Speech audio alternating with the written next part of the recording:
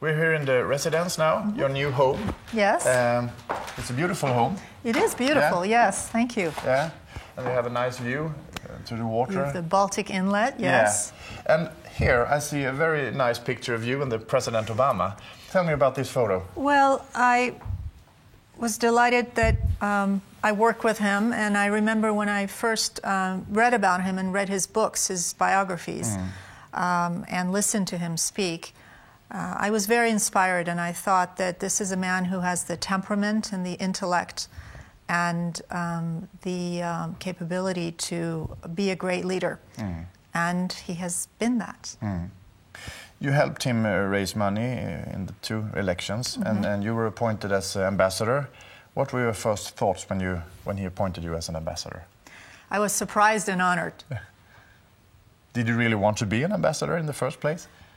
Well, I didn't really know how one becomes an ambassador, but when I found out what an opportunity it is to really make a difference, I was very, very honored and excited to be an ambassador, yes. And in Sweden as well, because you've been here a couple of times before. Yes, and actually that's an important point, because it's an honor to be appointed by the President of the United States to be an ambassador, but it's an additional honor, I really feel, to be asked to serve in Sweden, because it's a country that has been on the forefront of so many great changes in Europe and in the world, and we share so many values, and we have a long history of friendship and partnership, so it was a special honor to come here.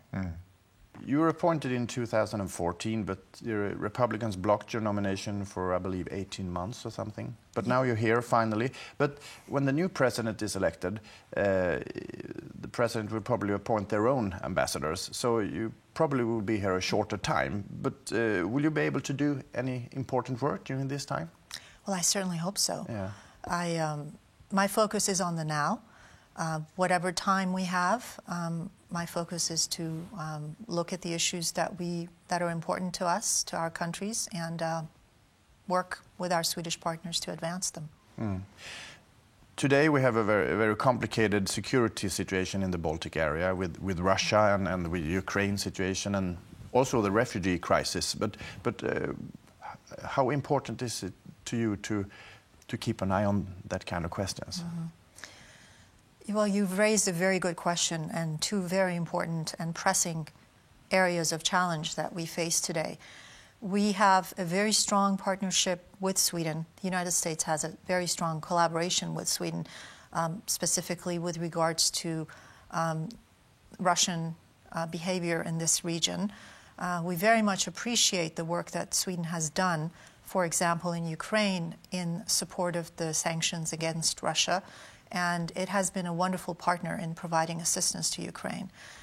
We continue to work with Sweden in advancing the partnership that we have in terms of bilateral security and military cooperation, as well as ensuring security in the region. And Sweden has been, as you know, a very strong partner of NATO for many, many years. And we very much appreciate that cooperation. And I will do what I can to facilitate that partnership that Sweden has. Would you like to see Sweden as a NATO member in the future? Well, that's up to Sweden. What I always say, what I've said consistently, is that we very much value the strong partnership and interest that Sweden has showed in working with NATO. We see its value, and we know that Sweden sees its value. So it is not up to us. If and when Sweden decides to join NATO, it will be welcomed.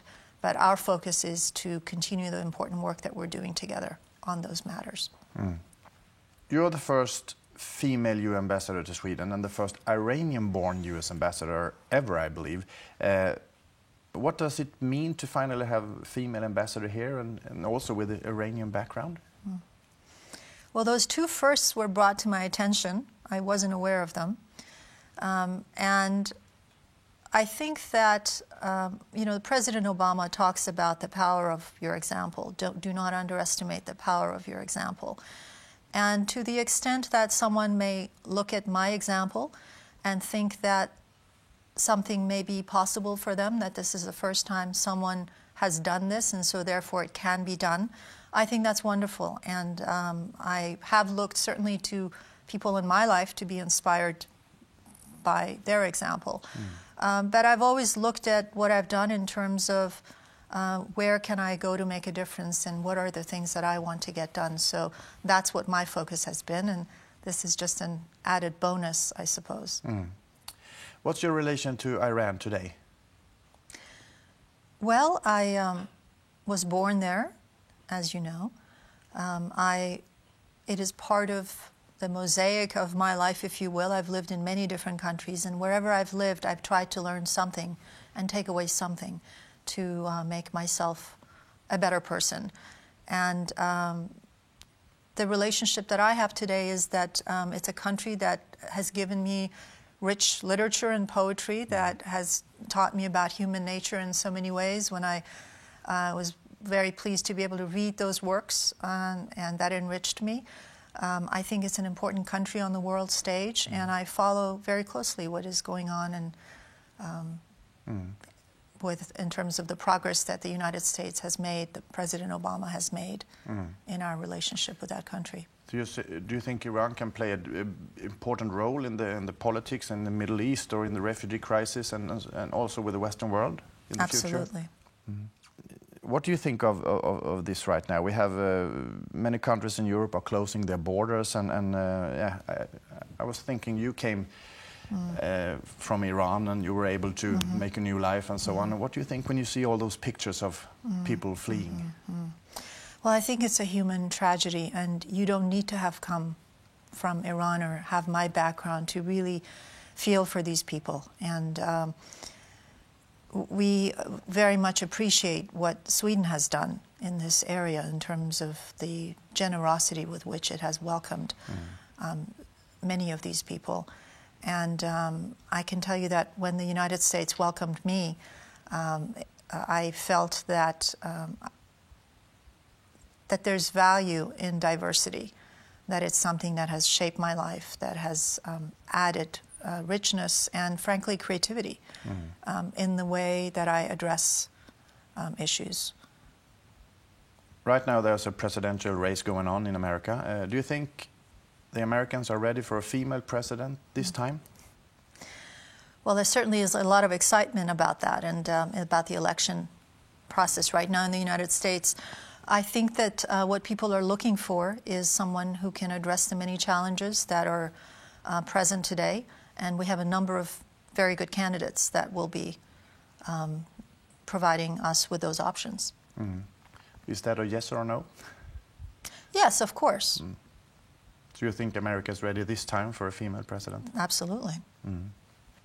Before we go, I know that Pippi Longstrump or Pippi Longstocking, as you say in America, meant a lot to you as a child growing up in Iran. Why was that? Well, I was a voracious reader, and that's one of the books that I read, and it made an impression on me because she was a strong and independent and irreverent little girl. And I thought that it was fun that she got to do things that she wanted to do. So she was kind of a role model for you as a kid? One of many.